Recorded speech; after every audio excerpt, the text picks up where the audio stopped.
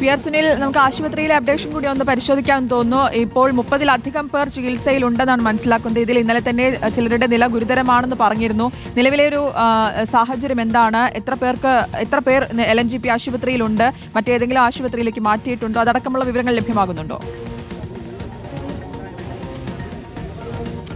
സ്മൃതി, ആശുപത്രിയിൽ പരിക്കേറ്റ് ചികിത്സയിൽ കഴിയുന്ന പലരുടെയും നില അതീവ ഗുരുതരമാണ് എന്ന കാര്യമാണ് ആശുപത്രിയിൽ നിന്ന് വരുന്ന വിവരം.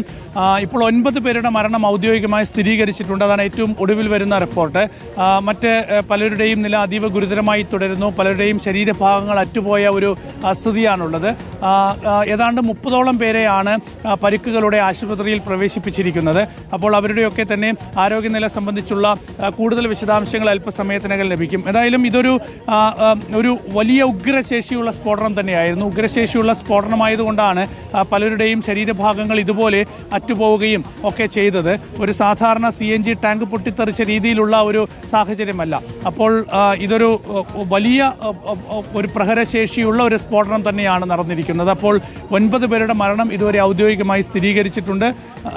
ഏതാണ്ട് 30ഓളം പേർക്ക് പരിക്കേറ്റിട്ടുണ്ട്. അതിൽ തന്നെ പലരുടെയും നില അതീവ ഗുരുതരമാണ് എന്നതാണ് ആശുപത്രിയിൽ നിന്ന് ലഭിക്കുന്ന വിവരം. വ്യക്തമാണ്. അപ്ഡേഷനിലേക്കായി വീണ്ടും പി ആർ സുനിലേക്ക് വരാം.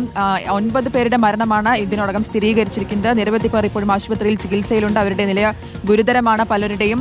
എന്തായാലും ദില്ലിയെ നടുക്കിയ സ്ഫോടനത്തിൽ ചാവേർ ആക്രമണമാണ് എന്ന സൂചനയാണ് ഈ ഘട്ടത്തിൽ പുറത്തുവരുന്നത്. UAPA പ്രകാരം എന്തായാലും കേസെടുത്തിട്ടുണ്ട്. കൂടുതൽ വിവരങ്ങൾ ലഭ്യമായി വരുന്നതേ ഉള്ളൂ. അന്വേഷണം നടന്നുകൊണ്ടിരിക്കുകയാണ്.